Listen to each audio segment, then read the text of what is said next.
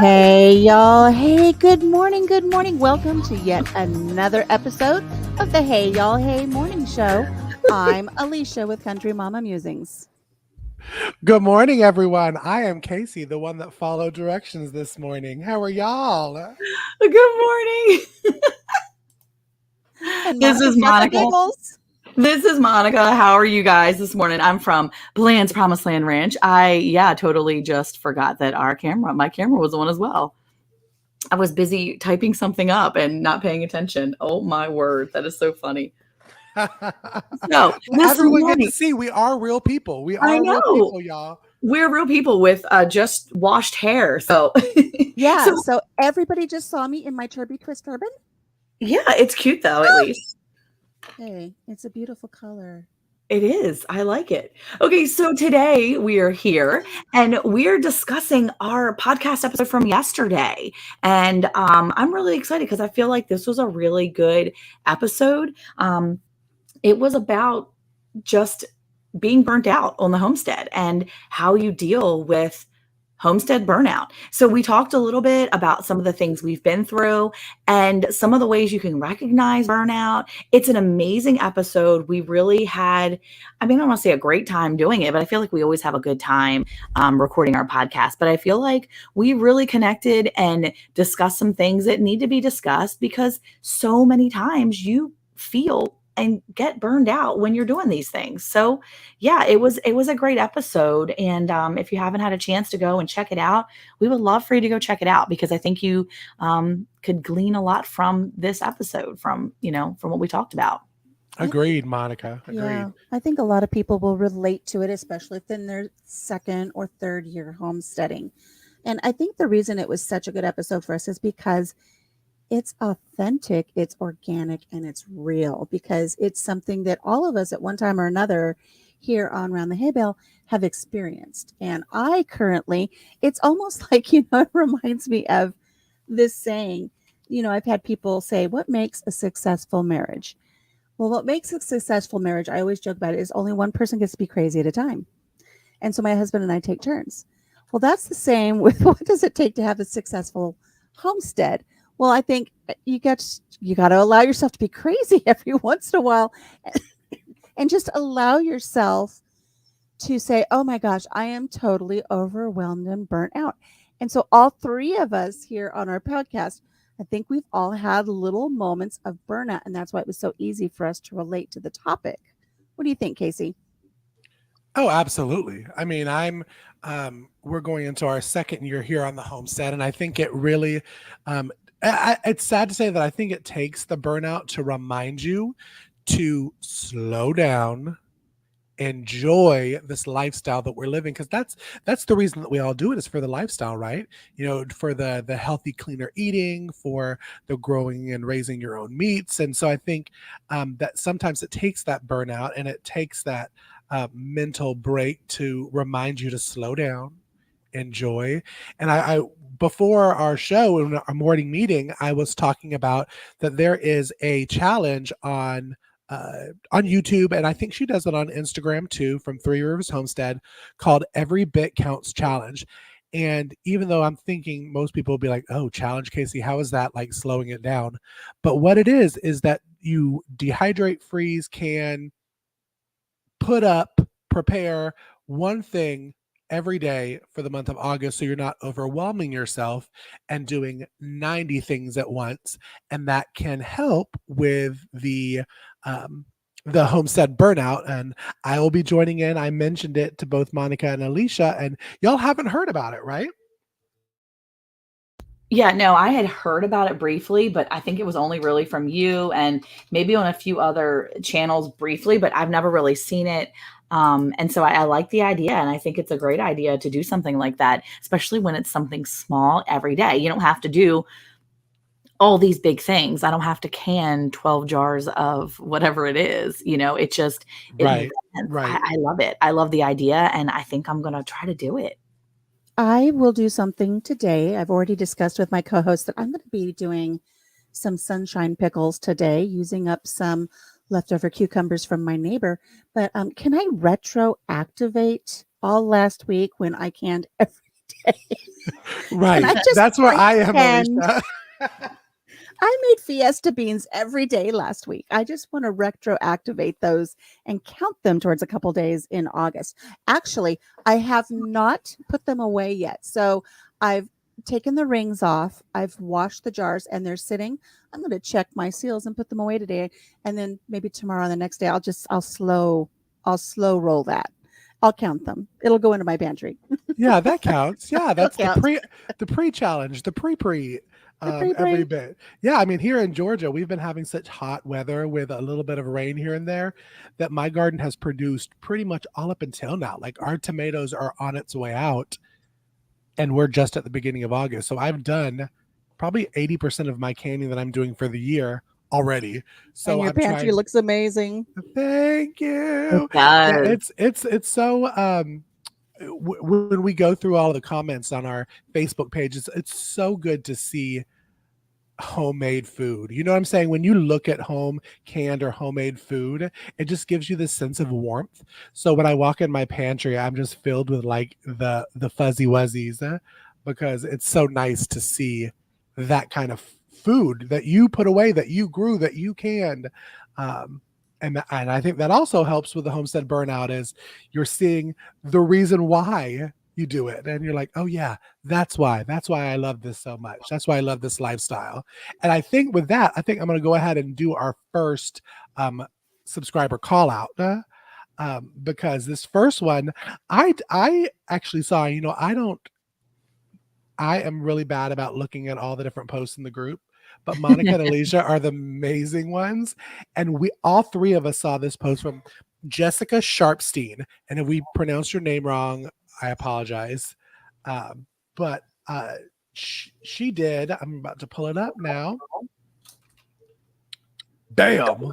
Some bread. And y'all know I am bread doctorate. Yeah, that's some good looking bread. I mean, that actually looks just Yes. like it looks like a loaf you would actually, it looks better than a loaf you would buy anywhere. But that is I got to go to the farmer's market to get this if I don't make it myself bread. That is just absolutely gorgeous sandwich bread. Oh, yes. She It did a is. beautiful job. And I was reading through it because she said that she used the homemade butter and buttermilk, which probably gives it that beautiful golden kind of crust to it. But did you say that the recipe was in there also, Monica? Yes, if you look in the comments, several people had asked her for the recipe, and if you click in one of those comments, you'll see it you'll see it very obviously in there. There There you it go, is. white bread recipe. It is amazing. I already screenshotted it, and I think it's great because look, we're talking about mental health. We're talking about burnout. When you have a big family, you have to kind of make things in advance, and if you Right. don't, you do feel burned out really quickly. I mean. Or what happens if something happens? It's just nice to be prepared for things like this when you do feel like either you're burned out or just something happens.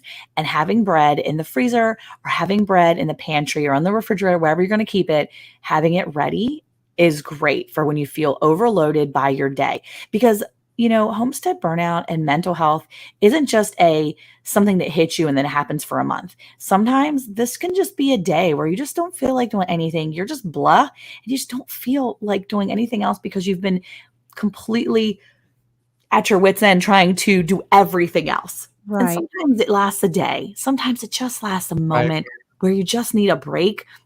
And maybe your husband picks up pizza on his way home from work, but this right here will save you from that. This will have you prepared and ready to make some sandwiches for your family. Those nights where you don't feel like doing anything else. I feel like those are the nights where I'm always telling my kids, okay, we're going to have grilled cheese. What do you want with it? Do you want lunch meat or do you want egg? And so that is, those days where all we're eating is sandwiches. There you go. You've got sandwich bread. You know what this reminds me of, since we're discussing homestead burnout, and burnout can happen, like you said, in many forms, in many ways, at many times.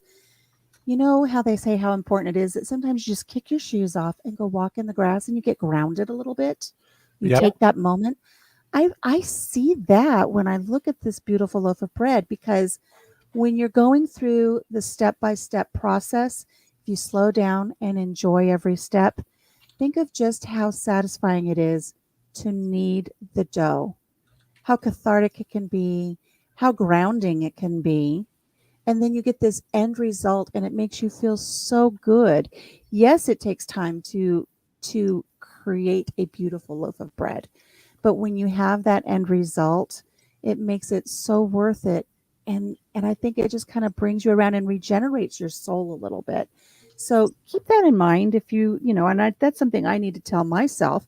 My bread I don't need. Maybe I need to switch to a knead bread so I can get grounded again in my homestead. But that's just beautiful. It's a beautiful loaf of bread. And I think it's important to take the time to go through the process and Agreed. appreciate it for what it is. And also, Alicia, I don't think a lot of people that don't do their own homemade bread, because as most of our subscribers know, I do bread 90% of my life because we sell it at the farmer's market. That kneading and making bread is not that complicated of an experience or a recipe. Now, it's a lot of sitting and waiting, but the taste is so much different than you'll get from the store. And it freezes beautifully. We were talking about that before the show. We do all of our bread products. I'm talking bagels, bread, tortillas, pizza crust, everything in advance and freeze, so that we have what you want to call, quote unquote, you can't see the air quotes, convenience food, that you can pull out on a busy night, or a night that you're just not really feeling like doing anything else, like Monica was saying. And it's rewarding to pull it out of the freezer, let it thaw, don't cut it frozen, but cut yourself a nice slice of homemade bread with maybe some of your homemade jam that you've put away. It's just rewarding, and it gives you, again, I'm losing my words here, but it gives you, because I'm drooling over this bread, that's why. I think it gives you a sense of accomplishment. And and that warm, fuzzy feeling that I was talking about before. Yeah. Well, I feel like it's just funny because I think most people that make bread like this can enjoy a few loaves, and that's great. I used to make my own bread when we lived in Maryland. I did it all the time because I wanted to control some of the ingredients that was going into my children's bodies and my husband's bodies and body. And needless to say, I would make 2 or 3 loaves of bread and they were gone within 2 hours. So I don't make bread very much anymore because I don't have the capabilities of making a quantity that would be you have a football team for the family right now. But I'm excited because it's something I know how to do, and I'm thankful that I learned how to do it. And so I know that's something I can do if I want to make it. So I feel like, that's such a great skill to learn too. There's so much more, like Alicia was saying, it's so much more than just making the bread. There's a skill involved, and there's something about it, putting your hands right into that and just going for it. It's such an accomplishment. And when you think about it, if you were to ask, if this was like a popular game show and we surveyed 100 people, there's no way somebody's not going to say their favorite smell is fresh baked bread.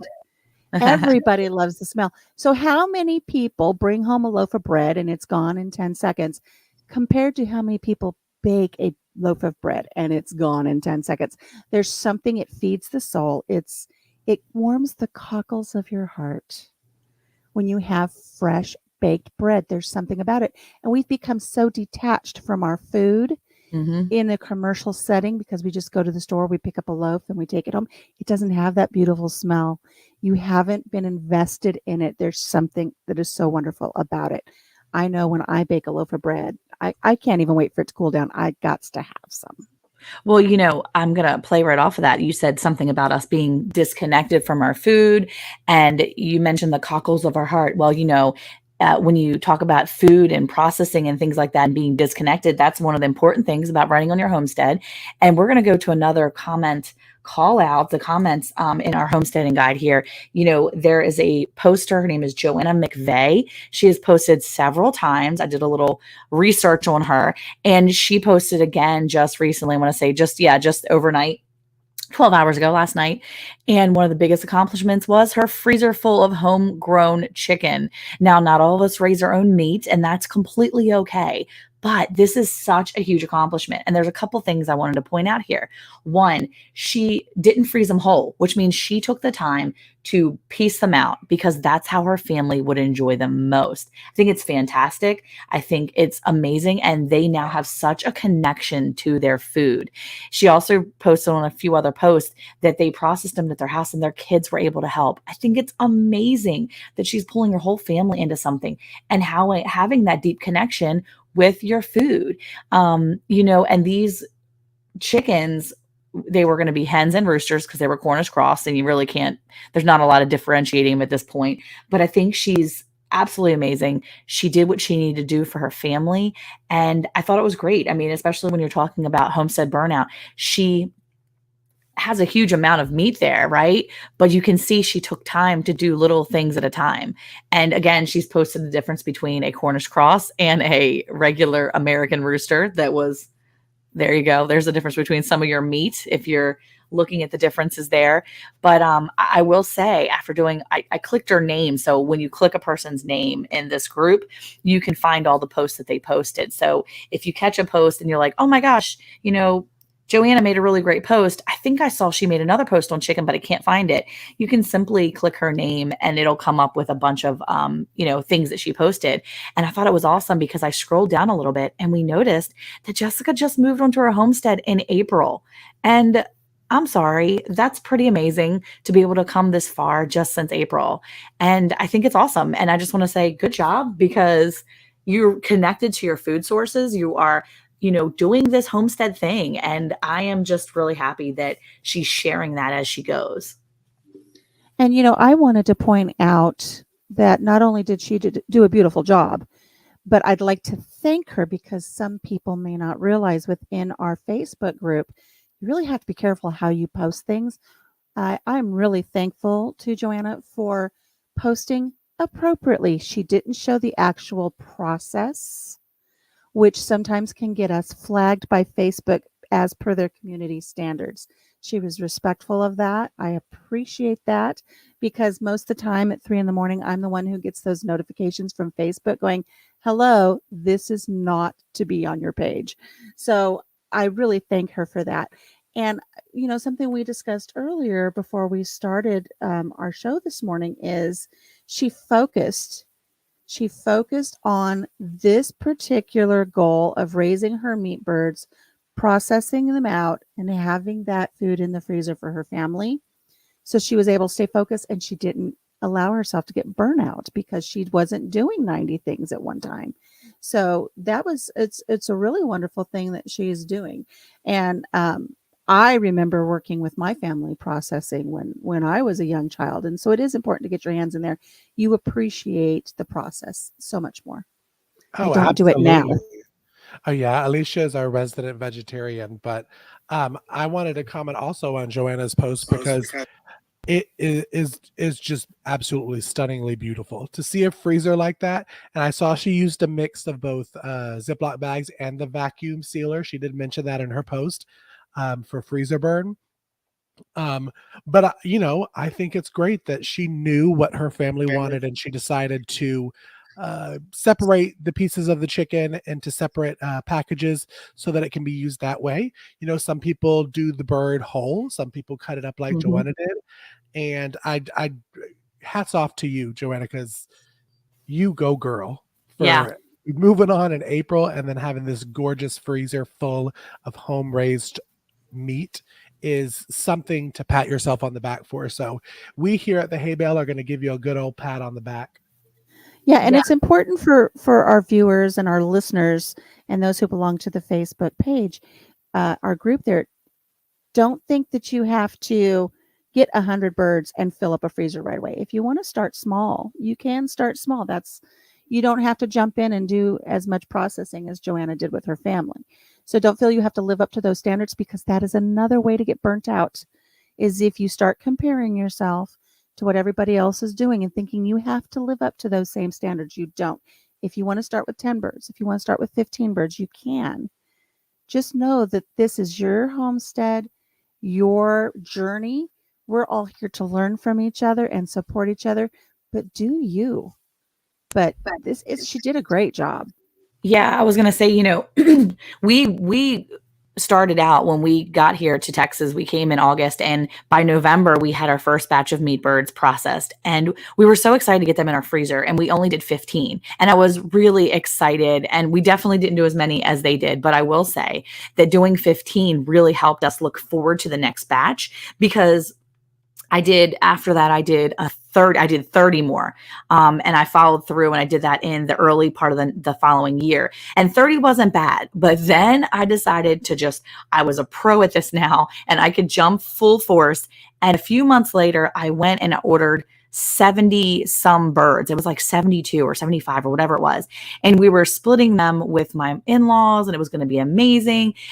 And we ended up losing more than half of those birds because the conditions weren't right. There were just things that the timing was way off. And I felt so in over my head. It really gave everyone here a bad taste in their mouth when it came to raising meat birds. And so I will say that that was really difficult for us. And I definitely could feel that homestead burnout coming on. I was done. I love meat birds. I loved raising them. They're gross, but overall, it was a really fun part of our homestead. And I'm going to tell you right now, yeah, it definitely jumping in doing little at a time made it so much more manageable. And I wished I would have not jumped right into that 70. I wish I would have stayed with the 30 or the 15 because that's what I was prepared for. That's what I was capable of at that point. Well, I think it's funny that you mentioned that, Monica, because I have been really good at listening to y'all with not overboarding myself with all the different animals or plants or that kind of stuff. I mean, we just recently started our laying flock of both turkeys and chickens and will gracefully slide into our meat birds in the next couple of months, probably early spring of next year. But I think that's important is to, slow pace into it because you will. Otherwise, you will burn yourself out and it won't be fun anymore. And you never want to get into this is not a fun lifestyle anymore. Right. Overdoing it, you'll hit the wall real quick. And I've learned that here. It's like I've mentioned earlier, I've kind of hit that wall here on our homestead. We're on our 9th year here on our homestead. We've had losses.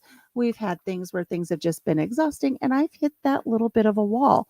And I can't compare it to the chickens and the processing of the chickens, but I can compare it to my cucumber harvest of 2 years ago and then my tomato harvest from last year.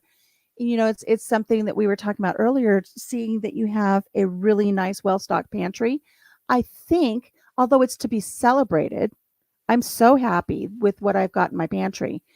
But it contributed a little bit to my burnout this year because I was like, I have nowhere to put more tomatoes and I don't want to harvest another 300 pounds of tomatoes.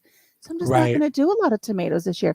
So I kind of became a little bit apathetic this year, but my body, heart, and soul needed that. And that's okay. We have to allow ourselves to do that. So I think it was really wonderful that she was able to share her successes with us. We wish her great success on her homestead. She's doing wonderful. So like you said, we give her a great pat on the back because that was great. So, speaking of tomatoes, there was a post that I knew right away what it was about, but I see this a lot, not only in homesteading groups, but also in canning groups and chit chat amongst those of us who are homesteaders. There was a post from Heidi, and Heidi was showing how this is the way your stuff's supposed to look, your tomatoes. When you can your tomatoes, I don't know how many times I've seen people post, oh my gosh, what did I do wrong? All the tomatoes are floating at the top, and there's a bunch of water at the bottom, and I don't know what to do. That's the way it's supposed to be, people. It separates. It's not going to look like you just opened up a can of tomato sauce that you bought at the store. And all it takes is just just shake it a little bit, give it a little jiggle.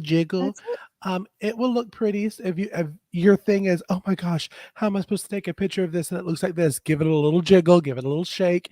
It will look good for your picture. It will behave. It will go along. But yes, this is what it's supposed to look like, y'all. It's not a bad thing. I promise you. Same thing with diced tomatoes, with tomato sauce. I get a lot. You get a little small, what looks like a clear liquid at the bottom of your sauce.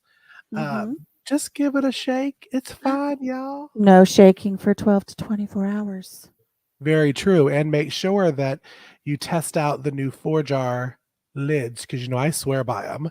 I have never, ever, ever had 100% seal rate like I do when I use 4 jars. And you can use Hay Bale 10 to get 10% off, just FYI, for those Oh. that are prepping for canning season. But yeah, this was a great post, Heidi. I mean, it's one that the newbies will make you feel more comfortable once you see this, that Right. you did And nothing I wrong. again, nope, did nothing wrong. But again, I think it's that disconnect from the food. People see this and like, oh my gosh, I've done something wrong. Yeah, that's true. And this is where you're connected with that food again, and you realize this really is the process. So don't panic. And you've got lots of people within the group. What are we up to? Over 66,000 members? We in just our- hit 67. I just noticed this morning. Wow. 67,000 members. Whoop, whoop. That is a lot of people that can give Right. great feedback because there is a lot of wonderful knowledge in this group. I know it. You can see it. People are responding to posts. It's amazing to see these comments and to see the encouragement and help people are giving. It's wonderful. Right. And that doesn't mean that we have 67,000 experts. We have 67,000 beginning homesteaders learning as we go, sharing tips with each other, sharing what works, sharing what doesn't, the trials and the tribulations of homesteading. But you have a great resource and it's very, very rare that we have anybody pop in on stuff and they're rude. I mean, everybody's so helpful, so supportive. And I think that's what I just really like about this group is everybody wants everybody else to be successful. So I think that's really wonderful. And speaking of tomatoes, I had an incredible year with my tomatoes last year. And I think a lot of that's due to Kelzyme, which is a sponsor of our show today. And I'm not just saying this because they're a sponsor. We've had sponsors before where we're like, okay, yeah, no, we love Kelzyme. All three of the co-hosts here on the show Yes, we have do. utilized Kelzyme. We love Kelzyme. We Kelzyme the crap out of everything. And I had the most beautiful tomatoes last year from Kelzyme. No blossom end rot. Everything was just gorgeous. My Amish paste tomatoes were the size of, I don't know, what would you say, you guys, like small grapefruits. They were huge. And the representative from Kelzyme actually even came out to the farm and I showed her my tomatoes that did not have Kelzyme and my tomatoes that did. And even she was amazed at the difference between that controlled study, just how much the Kelzyme helped. So having said that, let's cut to a Kelzyme commercial so you guys can learn a little bit about it yourselves. With gardening season in full bloom, Kelzyme certified organic products are just what your garden needs.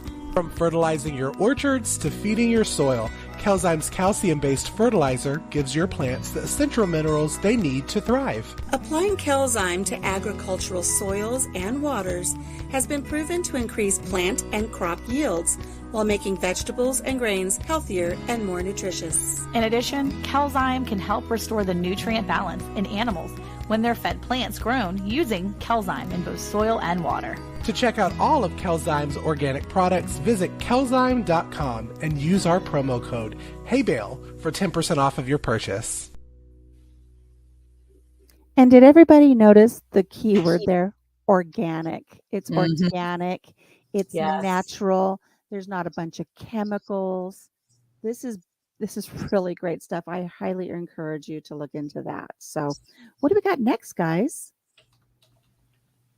Well, I was going to say, let's see.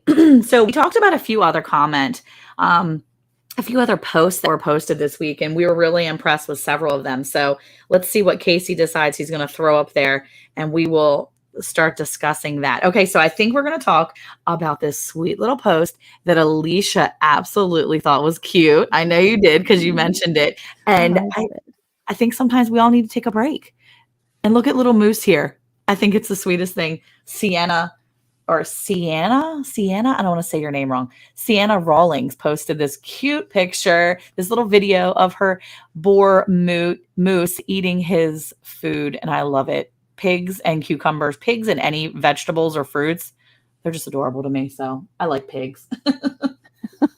I love my piggy here, and I have to give it to Sienna for getting right in there with those tusks, because my pig has tusks like that, and I'm a little bit more reserved than she is, but he's adorable. I just want to snuggle with him and give him a cucumber. He is precious. I mean, seeing him, he's just like, yes, this cucumber is amazing. He's living his best piggy life. Well, I think it's cool because, just sometimes you have to, we talk about homestead burnout, and I will say that my pigs have been my emotional support animal here in the past. A few years ago, my oldest son got married, and it's so silly to think that I can relate my child getting married and moving away to a pig here, but I will. We also had that same exact year he was getting married. We had a piglet that we didn't think was going to survive. And so he became our very first house piglet, and he became a yard pig who thought he was one of the dogs. And Peter the pig ran around the house, ran around with the animals, lived in our home until he was big enough to go out with his siblings. And it happened to be the same year that we were having a huge amount of change in my house. And for me, as I was helping with a wedding being planned, the wedding was actually here at our farm. The reception was here at the farm. And I will say that there was a lot going on. Now, for me, keeping my mind busy is usually a pretty good thing. But there was there were many times where I just needed to go and sit and hang out with the pigs. I just went out and I would just sit and feed Peter flaming hot Cheetos, which was his favorite snack, and lay with him in the field because he would run around the field. Smart boy. I know, right? He loved the Cheetos, but it was just one of those things where he really calmed me. And, Eric used to laugh at me. He's like, seriously, you're just going to go out? He's like, where are you going? I was like, the pig needs some attention. He's like, Monica, the pig's fine. And I'm like, yeah, no, Peter needs to go outside. We're going to go outside for a little bit. And we'd go outside and we'd just hang out. I just literally would sit on the ground and pet this piglet, because for me, he really caught me centered and helped me just breathe for a minute. And just watching him, enjoying him, petting his little ears, and just enjoying the fact that he was alive and he was thriving, it made me take a moment and breathe. And, we talked about grounding a little bit earlier, Alicia, and taking time to just kind of connect. And, I definitely believe in prayer and time spent with the Lord. And I will say that spending time with your piggies or whatever animals are your emotional support animals really do help you find that ground and that center. And for me, going in my garden now, because Peter is gone now, but going in my garden is one of those things that I enjoy, and it helps get me kind of centered. And you have to find ways to get yourself back when you feel like you're at your emotional edge, at your mental capacity. If you're to that point where you just feel like you can't do anymore and you need to take a break, and sometimes you just need to tune everything out and get yourself centered and grounded. And for me, for a long time, especially in 2021, spending time with Peter the pig was huge for me. So animals can definitely play a big part in that. If you don't have animals, go find your garden, or go sit and read your Bible or whatever it is. But I will say, Peter is no longer with us. He is with us in spirit and in bacon. But yeah, no, he was a great animal, and we kept him around for much longer than we normally keep our feeder pigs around. And I call him a feeder pig because that's what he was. He's there for grow out purposes only. We didn't think he was going to even survive his first few weeks. And we were very blessed to be able to have him here for a long time. But he spent his time having a wonderful life, and he got a little grumpy as he got older. So we knew it was time for him to serve a greater purpose, if you will. Yes, no, I definitely understand that, and spending time with your animals. With us being newer chicken turkey parents here on the homestead, I love going out there and spending time with them, and just, I'm the crazy one that talks to them, and I'm telling you, they talk back. I'm telling you, they will join in on the conversations, especially the turkeys. The turkeys, bless their hearts, they just as slow as they can be, but they are the sweetest, loving animals I have ever had. Do y'all feel that way about your turkeys? Like or is it just mine being Oh no, turkeys are very vocal and very social and very loving. right? They Yeah. really are. But just dumb. Sweet, but Yeah. dumb. You know. Yeah, they don't like to be alive. They like to try to end themselves. And it's kind of sad because I feel like they find every possible way to really try to unalive themselves. They stand in water for too long. They go out into the rain when they don't need to and they have shelter. Mhm. They fall asleep in the water troughs. I mean, there's a lot of ways that they like to do that. They like to get underneath a pile of their friends and family. Yes, and suffocate themselves. Yeah, they like to go into the pig mud. Mine do anyway. They love to go into the pig mud to try to just basically. It's like one of those terrible jungle movies where they have the quicksand and the person's like trying to reach out. Yeah, no, Never-ending story when the horse gets stuck. yes, that is exact. They try to never-ending story themselves is basically what they're trying to do. And that's what they do on my farm anyway. So yeah, it's a process to keep turkeys alive, but they Yes. are the most friendly, most They absolutely are. They're amazing so creatures. sweet. They're Oh the my gosh. sweetest. It's why I named all of my turkeys after the cast of Friends. Oh, there you go. Na, na, na, na, na, na, na, na, na. Casey was talking about, his laying group that he's got going, and we're talking about pigs and everything. For the last couple of days, I've gone out to put everybody to bed for the night, and the turkeys are laying their eggs just wherever they want. And I've been scooping them up and I bring them in, and I made a few things with them this week. But last night when I went out, it's like, oh, there's 2 turkey eggs scattered around my garden. I thought it's going to be like an Easter egg hunt for my pig when he wakes up in the morning to just snort around my little garden that I do not have planted this year, just my raised beds. And he's going to find these little nuggets on the ground and he's going to enjoy them so much more than I will. So I left those for him. I thought it was just the cutest thing. And that's where, even though I'm like in this burnout season, I try to find those little nuggets of joy. And just leaving those eggs there for that pig to find this morning brought me joy. And so, it's okay. I'm not going to make any mayonnaise tomorrow with them. So let the pig enjoy them and just enjoy those moments on your little homestead. So that's my little pig turkey story. Well, I have to say, I thoroughly enjoy our animals. And it's one of those things where I'm super thankful that we have those moments with our animals. And, again, the turkeys like to try to find water anywhere they can here on our homestead, which we're in Texas. So it's not like we have a ton of water available at all times. We have these rainy seasons that like to hit us.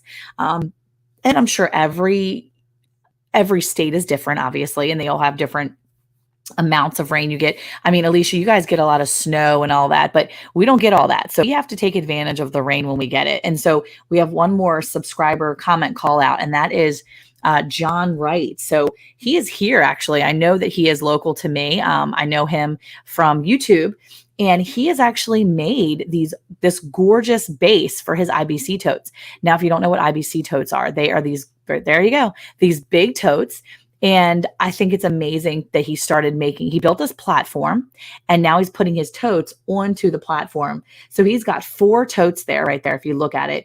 And he's got these 4, what does he have? 5 platforms, it looks like. So he's got these big platforms that he's built to put his IBC totes on. And I think it's amazing because with that foundation, he's now lifted it up just enough. He's keeping it off the ground. He's keeping whatever, debris or anything might get stuck under there. He's keeping it so grass doesn't grow up underneath. And he's even covered, if you can see, it looks like he's either painted or covered the one, or maybe it was just black when he bought it. But these are fantastic for water catchment systems. We own several of these, and here in Texas, we take full advantage of our seasons of rain. I don't think we've had rain here in probably a month. Oh, and John's in the chat right now. He said it's going to be 5 of them, almost 1,500 gallons of water is what he's looking to store. So I think that's fantastic that, he's trying to store up all that water because you've got to save water when you can. Casey, do you get an excess of water? Is water catchment necessary or important for you guys where you are? Or, I mean, because I know for us, we haven't had water in months. Well, in a month, probably. I don't even know exactly what the details are here, but it has been a while. Everything is super dry and very crispy. And to be able to catch your own water and have that saved up, we water our garden with it. But when in the off season, we just continue to store it because we are in drought often, and we often are put on Right. water restrictions. Do you have that happen with you in Georgia?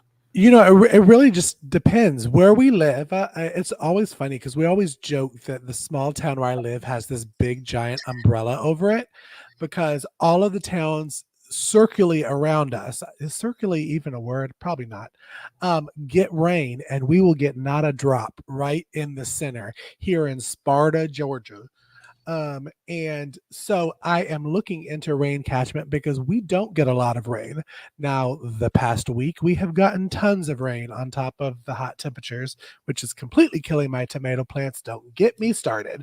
But this is a good thing to have here in Georgia because we really don't. We don't get that much water. We probably get more than you, Monica, in Texas, but we still don't get a lot of water to where this wouldn't be necessary. What about you, Alicia? Do y'all get water like that? Well, we have quite a bit of rain up here in the Midwest. Matter of fact, last week we had rain and a tornado just to the south of me. A little excitement in the neighborhood. But we do have 2 of these totes. Having said that, hubby works away from the homestead full time. And so this is one of his projects, and I'm going to be showing hubby this post by John Wright because I think it's a great example of how to set it up and get that foundation set up for you. But we have 2 totes that he's brought here to the farm, and we haven't done anything with them yet because hubby gets a little bit of homestead burnout as well because he's got all of the tasks here in addition to working the full-time job. So he's put the IBC totes on the back burner, but eventually we will be having them as rain catchment off of one side of our chicken coop and then one side off of his workshop where the pasture kids are, so that will automatically just kind of drain into their big stock tank, so they get that rainwater when we want to, just flip a valve and fill that up when we need to. And I think it's really great that this ties into a lot of what we've been discussing today on this show, is because we've been talking about how there's a disconnect from our food because everything's been so commercialized. There's a big disconnect for water as well because everybody's just so used to turning on a spigot, to turning on their water in the kitchen or in their restroom. And what are you going to do when the day comes that you just can't turn that water on? What are you going to do if you live in an area where you're not on a well, you're on city water, and the water rates are through the roof? Or if you're in a place where they're going to have, if you have drought restrictions in place and you can't water your garden with your garden hose, having a rain catchment system is very important. It's also important to know what's legal in your area because for some reason, man thinks they're better than God and they can tell us what we have and what we cannot have. And some people say you cannot have rain catchment. I always like to say also, though, although this is not by any means a legal statement, but sometimes it's just easier to ask forgiveness than permission. But you've got to go ahead and just do what you have to do for your farm. And if rain catchment's the way to go, this is great. Look for those IBC totes. I think you can pick them up for maybe about, I think we picked ours up for $50 or $60 a piece. And if they're going to hold 300 gallons a piece, that is a great asset for your homestead to water your garden or water your livestock. So, well, Monica? you're talking about that water, and I was thinking about it, and we talked about Kelzyme earlier, and we talked about how it really helped with the fruit that you were producing in your garden. But I think that something needs to be said about the fact that the reason why Kelzyme is so good for our fruits and our vegetables and our trees and all of our things is because really it helps the water uptake, right? It helps the water actually get into the root, and it really helps our plants take in the water that they need and distribute it through the plant properly. And that's the point of Kelzyme. It's really cool because I'm not that smart of a person. I sound really smart now when I'm saying this, but that's the way Stina had explained it. And it's really cool when you understand the process of why and how Kelzyme works for your garden and for your homestead. So on that note, I think you need to hear a little bit more about Kelzyme because it is worth your time.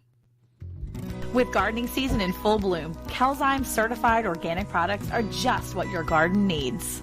From fertilizing your orchards to feeding your soil, Kelzyme's calcium-based fertilizer gives your plants the essential minerals they need to thrive. Applying Kelzyme to agricultural soils and waters has been proven to increase plant and crop yields while making vegetables and grains healthier and more nutritious. In addition, Kelzyme can help restore the nutrient balance in animals when they're fed plants grown using Kelzyme in both soil and water. To check out all of Kelzyme's organic products, visit kelzyme.com and use our promo code HeyBale for 10% off of your purchase. So, we are talking about how all these wonderful, did you just put up Ormsby 10? There you go. I was like, oh, no, he's not trying to get up in there. Oh my gosh. I cannot believe it. So I'm sorry, I had to call you out on that one. That was just great.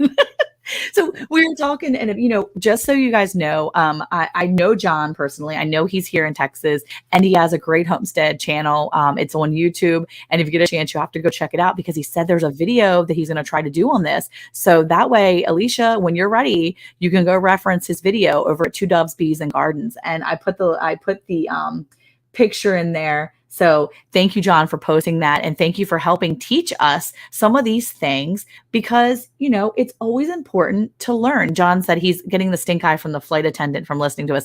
Thank you, John. Have a great trip. It looks like he is on a flight getting out to another place. So, the thing is that it's always important to continue to learn. And whether it's us learning or our kids learning, it's always important to be teachable people. And especially on the homestead, there's always something new to learn. Don't you guys agree? Every single day, every moment of every single day. Agreed. I used to work at a school, and one of the best teachers I ever worked with always told the students, never pass up an opportunity to learn. Just when you think you know everything you need to know about a certain topic or something that you've got going on in your life, like Monica said, always be teachable, always keep an open mind, allow yourself to learn every single day. I think it's a wonderful, wonderful concept and process to have as we live our life, because if we're not allowing ourselves to learn, we become stagnated, and that's not living. So, well, you discussed the fact that you worked at a place, worked in the, school system, or at least worked in a facility where, we're talking about that on next week's episode. We're actually talking about the homesteading classroom. We're discussing, what did we discuss? We talked about homeschooling. We talked about charter schools, right? mm-hmm. And in reference to public schools. And then is there anything else I'm missing? Maybe online schooling. We discussed all of it on the podcast that we're going to premiere next week. We did, because it's important for, again, nothing has to be cookie cutter pigeonholed. We have options. We have options for how we live our lives on our homestead. We have options for how we school our children or unschool our children on our homesteads. And so we wanted to get together and just kind of share a little bit of knowledge about what we have on each topic. Like we said, the traditional public school setting, the charter school setting, which is, again, a charter school is a public school. It's just geared a little differently. And then we have online learning, and you have the homeschooling. So there are all these great options, and we discuss that in the next podcast episode, because we want you to think about what is best for your family. You're giving them nutritious food. You're giving them a place where they can grow up happy and healthy, but you need to look at their education as well and see what fits your family best. We can delve into that just a little bit. Yeah, we had so much fun shooting it because, all three of us have different, I guess you could call it, experiences with schooling. I know that Monica homeschools her kids. I worked in public schools, but am guiding more towards wanting to homeschool my kids. And Alicia, you've kind of done it all, right? You worked in charter, did you work in public as well? I've worked in the public system. for a unified school district. I've worked for the charter school, and I've also homeschooled my children. And part of the charter school system had online learning. So I've actually done all 4 with my children. Never gave up an opportunity to learn. Exactly. I think that's the best part about it, is knowing that you can and that there's opportunities out there. You know, so next week you definitely want to check us out. Remember, our podcast drops on all podcast platforms, right? I think we're still available on that. If you scan the QR code, you can listen to our podcast. And we come out on Mondays. So make sure you check us out on Mondays, because that's when you're going to get a fresh episode each week. Yes, and you can actually listen to our old seasons. Also, if you scan that QR code on the screen, we have 3 seasons that are already out. We're on our 4th season now. Can't believe it's been 4 seasons. Oh my goodness. But yeah, definitely listen to all of our old podcasts as well, because there's something that may touch you that you may want to share with others. So yeah, so this has been such a fun kind of talking about how to not get the homestead burnout. And Alicia, do you want to sign us off for our I morning do, but show? I think we have a giveaway to schedule, don't we? Aren't we going to do something? I don't think that anybody is in here for giveaway right now. Oh I am the no! only person in here for a giveaway. Well, that's just me. You see, we're going to have to let everybody know that they missed out, and we'll have to hold that over for next week's episode of the Hey Yall Hey little radio show that we've got here for you. So that's too bad, because I was really looking forward to giving it away.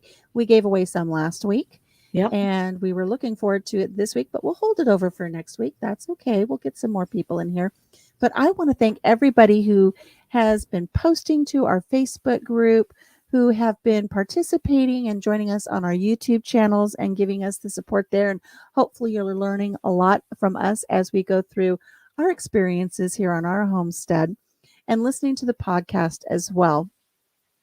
We have a lot of fun bringing all of this to you, and we want you to learn something new every day. And we thank everybody for sharing their experiences with us.